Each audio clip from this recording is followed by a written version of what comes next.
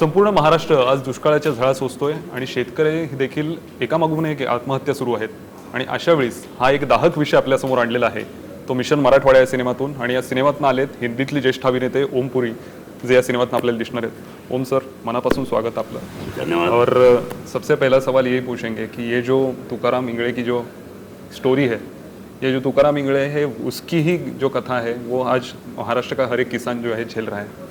सिर्फ महाराष्ट्र का नहीं, पूरे देश का ही जो गरीब किसान है वो सब. वो आप तक किस तरह से ये आप तक पहुंचा और क्यों आपको लगा कि ये एक चीज़ है जो लोगों तक पहुंचनी चाहिए? ये मैं बताता हूँ आपको. मैं सबसे पहले तो IBN लोकमत का धन्यवाद करता हूँ कि उन्होंने हमारी इस बात को पहुँचाने में मदद कर रहे हैं. आप, ये एक कहानी एक किसान की है, गरीब किसान की है, जो कुदरत का सताया हुआ है. पूरी मेहनत की उसने, अब सूखा पड़ गया तो क्या करे वो, उसके पास कोई विकल्प नहीं. किसान हमारे जीवन का हिस्सा है, हमें जीवित वही रख रहा है, उसी की वजह से हम जिंदा हैं. जो वो उगाता है वो हम खाते हैं, इसलिए हम जिंदा हैं. हमारा दाल चावल मसाले फल फ्रूट सब वहाँ से आता है, हम थोड़ी शहर में उगाते हैं कुछ. तो अगर ये किसान मर जाएगा तो बस फिर हम कहाँ जिंदा रहेंगे. ठीक है, बहुत कम किसान ऐसे हैं जो आत्महत्या कर रहे हैं, लेकिन एक किसान भी अगर आत्महत्या करता है तो ये हमारे लिए, हमारे पूरे देश के लिए शर्म की बात है. क्यों करे आत्महत्या? हर गांव में सरपंच है. सरपंच को क्या उस किसान की दशा के बारे में पता नहीं? वो तो वहीं बगल में रहता है, उसको नहीं पता कि इस किसान की क्या हालत है. हो सकता है एक दिन ये खुद को ख़त्म कर ले. उसे, मैं ये नहीं कह रहा कि सरपंच मदद कर सकता है, लेकिन सरपंच ये बात ऊपर तो पहुंचा सकता है ना, इसीलिए तो उसे सरपंच बनाया है. तो बहरहाल, लेकिन अब जो किसानों की दशा है ये हम सबकी जिम्मेदारी है, ज़्यादातर सरकार की है. ये बहुत सालों से हो रहा है और ये इसे बंद होना चाहिए. किस तरह से सरकार मदद कर सकती है? एक तो हमारे देश में पर्याप्त पानी है. जैसे हम लोग सड़कें बना के हर शहर और गांव को हिंदुस्तान के जोड़ रहे हैं, वैसे ही नदियों के पानी को भी हम देश में, पूरे देश में सड़कों की तरह फैलाएं, ताकि हर प्रदेश में पानी हो. और मोटे मोटे तौर पे हमको पता है किस प्रदेश में हर साल सूखा पड़ता है, किस प्रदेश में हर साल बाढ़ आती है. और ये दो चीज़ें ऐसी हैं जिन पे हमारा कंट्रोल नहीं है और ये होंगी. उसको कैसे यूज़ करना है, डैम बना के यूज़ करना है, वाटर बॉडीज़ बनानी है, ये वैज्ञानिकों का और सरकार का काम. हम सिर्फ उनका ध्यान इस तरफ दिला रहे हैं. एक है इमीडिएट मदद, वो है एक विधायक, कोई किसान आत्महत्या करता है तो जिले का विधायक ज़रूर जाता है, और मैं कहता हूँ वो जेन्युइन तरह से कंसर्न भी है, और वो मुआवजा भी अनाउंस करता है. लेकिन वो सारा मुआवजा मिलने में किसान भटकता है दर दर. अरे ये फॉर्म भर के लाओ, वो फॉर्म भर के लाओ. ये क्या है? इसको सिंप्लीफाई करना चाहिए. उसको आज वो भूखा है और तुम मुआवजा उसको 6 महीने बाद दोगे, वो भी 10% काट के. गरीब का पैसा खा रहे हो. तुम्हें सरकार तनख्वाह दे रही है यार, बाबू को, ये ऊपर वालों को. अब मोदी जी बेचारे हर दफ्तर में घुस के तो नहीं रोक सकते, लेकिन हाँ, डंडा तो है उनके पास, और वो डंडे का इस्तेमाल करें.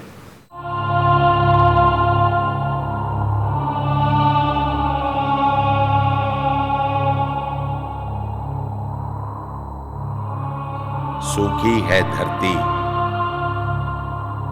सूखे खेत खलियान, सूखे सारे सपने, टूटे सारे अरमान. जाऊं तो कहां जाऊं, कुछ भी नहीं सूझे, खाली पिच के पेटों की भूख कैसे बुझे. सर, इस फिल्म के लिए आप बीड़ गए थे, जहाँ पे ये पूरे काफ़ी फिल्म की शूटिंग हुई, और आपने खुद ने भी, हर कोई आर्टिस्ट जो काम करता है वो आजू बाजू की जो परिस्थितियाँ होती है उससे खुद को रिलेट तो करता ही है जब वो शूटिंग करता है. आपने क्या देखा, किस तरह से अकाल है, क्या हालत है? देखिए, मेरे लिए कोई नई बात नहीं है ये. क्योंकि मैं गांव में पला हूँ 10वीं तक और मैंने किसानों को देखा है, लेकिन मैं ऐसे प्रांत से हूँ जो बहुत खुशहाल है, वो है पंजाब। तो वहाँ भी अब मैंने हाल ही में सुना कुछ किसानों ने वहाँ भी आत्महत्या की, छोटे किसान। तो ये तो बड़े दुख की बात है कि पंजाब जैसी जगह में भी जहाँ पानी है, जहाँ की ज़मीन सोना उगलती है, वहाँ भी एक किसान को आत्महत्या करनी पड़ी। ये हमारे लिए दुखदाई बात है। जवान और किसान इस देश की, जवान देश की रक्षा करता है -40 में खड़ा रह के उधर पहाड़ के ऊपर, और किसान 40 डिग्री में दोपहर को अपनी फसल की रखवाली करता है, उसको पानी देता है। वो सिर्फ परिस्थितियों से नहीं, कुदरत से भी लड़ता है। योगदान हमारा सबका है समाज, चाहे वैज्ञानिक हों, चाहे अध्यापक हों, चाहे पत्रकार हों, चाहे मजदूर हों, चाहे इंजीनियर हों, कोई भी हो, हम सब योगदान अपनी तरह से कर रहे हैं। हम परिस्थितियों से लड़ते हैं, लेकिन हमें कुदरत से नहीं लड़ना पड़ता। शहरों में बिजली नहीं जाती, गांव में जाती है। शहरों में बाढ़ आ जाती, एक बार बाढ़ आई थी ना, सब कश्तियां घूम रही थी शहर में। गांव में ऐसा होगा तो आने में साला 10 घंटे लग जाएंगे, तब तक लोग डूब जाएंगे। ये है फर्क। चलिए सर, और आपसे पूछना चाहेंगे कि आप भीड़ में शूट कर रहे थे, उस वक्त की क्या हालत आपने खुद देखी वहाँ? भाई भीड़ में नहीं, हम लोग गए थे वहाँ भुज गए तो एकदम जमीन में क्रैक पूरा, मतलब पानी का एक तुपका नहीं। 2 दिन हमने शूटिंग की उधर। तीसरे दिन ऐसी बारिश हुई कि बाढ़ आ गई। गांव में 1.5 फुट पानी, हमको भागना पड़ा उधर से, क्योंकि गाड़ियां निकलेंगी नहीं, पानी और बढ़ गया तो गाड़ी निकलेगी नहीं। तो ये कुदरत का है, तो उसको तो हमें उसकी व्यवस्था तो हमें करनी पड़ेगी। और एक लॉन्ग टर्म पे, जैसे मैं पहले कह चुका हूँ कि जैसे सड़कें जोड़ रहे हैं हम, वैसे नदियों को जोड़ना चाहिए, ताकि ये समस्या हमेशा के लिए खत्म हो जाए। ओके, ये जो तुकाराम इंगळे है, उसकी एक वेदना है जो आम मराठवाड़ा के किसी भी किसान की है। आपने कहा कि पूरे भारत के काफ़ी सारे किसानों की है। क्या उसकी वेदना है जिसे इस फिल्म से दर्शाया गया है, उसके बारे में थोड़ा बताएं। वेदना यार अब बता चुके, वेदना तो होगी ना यार। अगर सूखा पड़ गया तो वेदना होगी, तकलीफ होगी, है ना। आपका घर गिर जाए, छत गिर जाए तो वेदना होगी ना, तकलीफ होगी, बच्चे भूखे मरेंगे। ये है उसकी वेदना।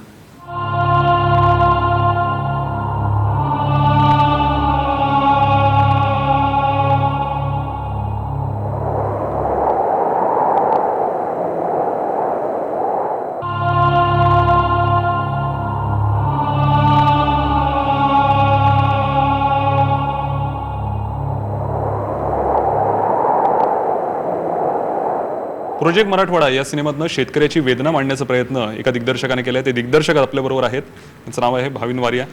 मनापासून स्वागत तुमचं सर। आणि प्रोजेक्ट मराठवाड़ा एक अलग सब्जेक्ट है, क्या इसके तरफ से आप दर्शाना चाहते हैं? क्योंकि महाराष्ट्र के किसानों की जो आज की स्थिति है उसके लिए सभी लोग चिंतित हैं, लेकिन ये इसमें आपको फिल्म का एक विषय किस तरह से दिखा?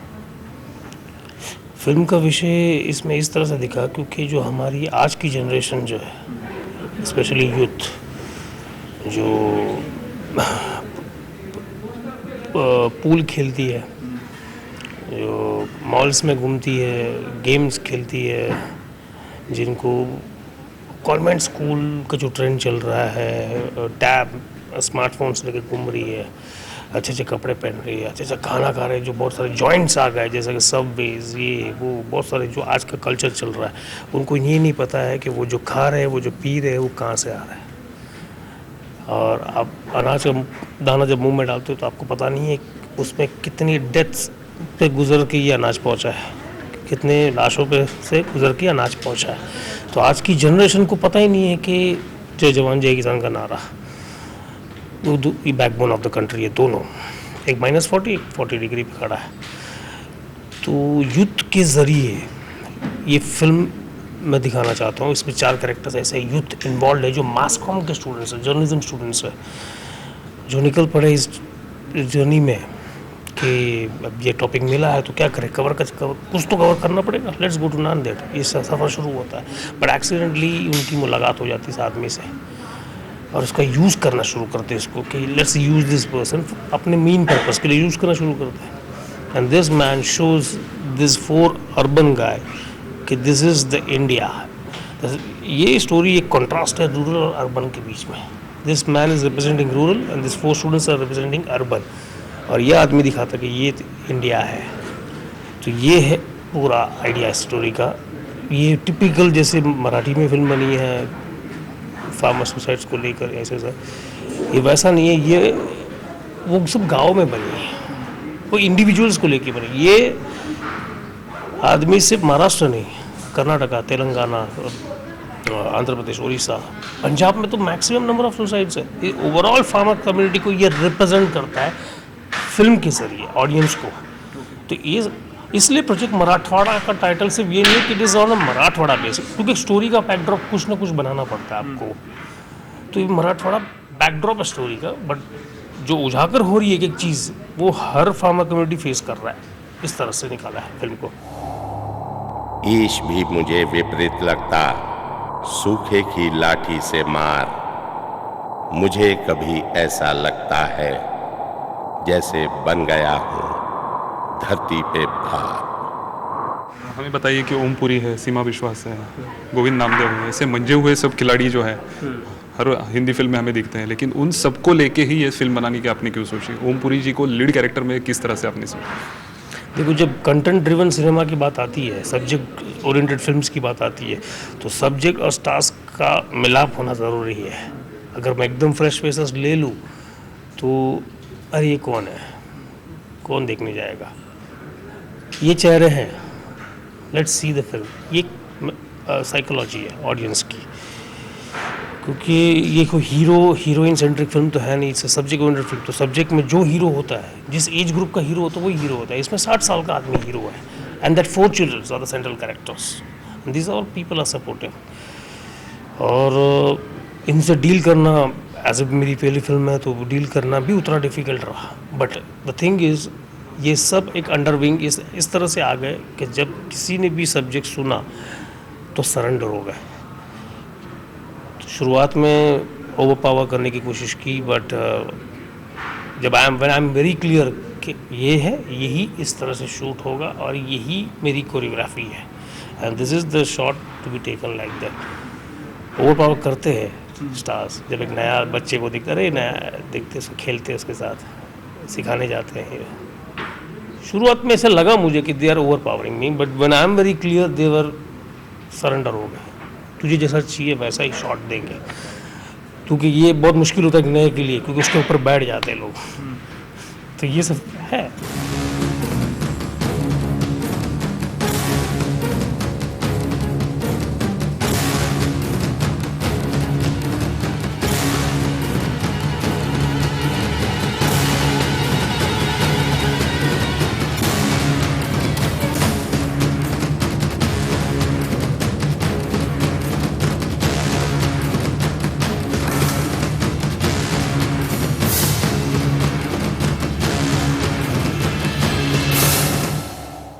ओमपुरी जी का नाम अर्धसत्य से जुड़ा है, काफ़ी सारे अलग अलग फिल्मों से जुड़ा है, सामाजिक काफ़ी सारे जो सब्जेक्ट हैं उन्होंने आज तक उजागर किए हैं. प्रोजेक्ट मराठवाड़ा में उनका जो परफॉर्मेंस है, आप किस तरह से उसे रेट करेंगे? आपको लगता है कि जिस तरह से ये इन फिल्मों में उनका काम जो है सराहा गया है, उसी तरह से इस फिल्म के लिए भी सराहा जाएगा?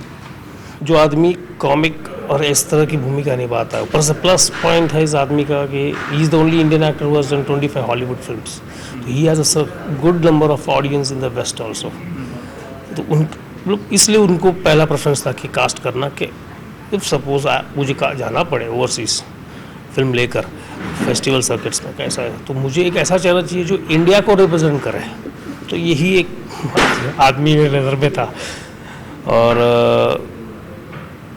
बाकी परफॉर्मेंस वाइज अर्धसत्य से लेके जब तक जितने भी सब रोल्स उसने किए हैं, मतलब आई थिंक काफ़ी अच्छे रोल्स किए. मैं कंपेयर नहीं करूँगा क्योंकि सबके रोल्स की डेफिनेशंस अलग थे. अर्धसत्य मुझे यंग कॉप, और आज ये 60 ईयर फार्मर, तो एज डिफरेंस भी काफ़ी है, पर इंसान की परफॉर्मेंस तो वही है. उस वक्त भी स्ट्रांग था आदमी, आज भी स्ट्रांग है. हाँ, बट शोल्डर पे जिस तरह से उसने फिल्म कैरी किया है इज़ आउटस्टैंडिंग. आई थिंक देखने के बाद ही यू पीपल कैन जज कि how he handle the film completely और सोलो शोल्डर. हाँ, there are 80 other characters who are in the film in the journey, but they are part of the subject. But single-handedly is a film एक तुकाराम इंगले की point of view की story है.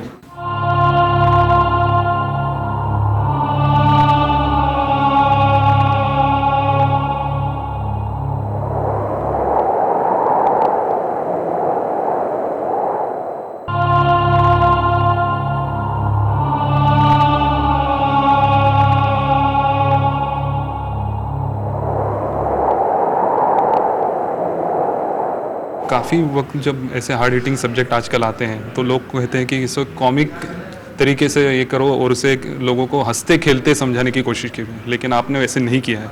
आपने जो hard hitting subject है उसके जो core value है उसी तरह से उसको प्रेजेंट करने की कोशिश की है. तो आपको नहीं लगता है थोड़ा रिस्क है एज अ डायरेक्टर और एज अ प्रोड्यूसर कि ये विषय कैसे लोगों तक पहुँचेगा, इसके लिए प्रेक्षक आएंगे कि नहीं, ऑडियंस आएगा कि नहीं थिएटर्स तक, ऐसे कुछ मलाल आपके दिल में था?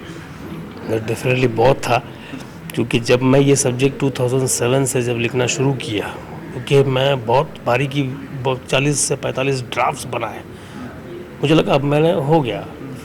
जब भी स्क्रिप्ट लिखता हूँ आई एम डन, फिर वापस एक क्रिटिक्स की तरफ पढ़ता था, क्योंकि मैं जब खुद दूसरों की फिल्मों को मतलब मैं बोलता अरे ये क्या है ऐसा, तो मेरी फिल्म को भी होगा, लोग बोलेंगे. तो पूरी लिखने के बाद पूरी पढ़ो, नहीं मज़ा आया फाड़ो, दूसरी लिखो, नहीं मज़ा आया फाड़ो. ऐसे 40-45 ड्राफ्ट बने. ऐसे जब 46वां ड्राफ्ट बना और मेरा माइंड ब्लॉक हो गया कि अब उसके ऊपर नहीं सोच रहा कि I think I have to finalise this script and register. तो रजिस्टर्ड करवा लिया राइटर एसोसिएशन में. और ये स्टोरी जो है वो 4 मास कॉम स्टूडेंट्स जो है जर्नलिज्म के, उसके ज़रिए से ये स्टोरी बाहर निकाली मैंने, उनके सवालों के ज़रिए से निकाली है. उनको जो प्रोजेक्ट दिया गया उस रिसर्च के ज़रिए मैंने इस आदमी के थ्रू पोर्ट्रे करने की कोशिश की है स्टोरी. अर्बन बेस्ड और यूथ को मैसेज देने के लिए कि this is what happening in India, और ये आदमी को अब किस तरह से बचाना है. नाउ दे आर इन्वॉल्व और इन्वॉल्व हो जाते हैं इनफैक्ट अपने यहाँ. इस तरह की फिल्म है.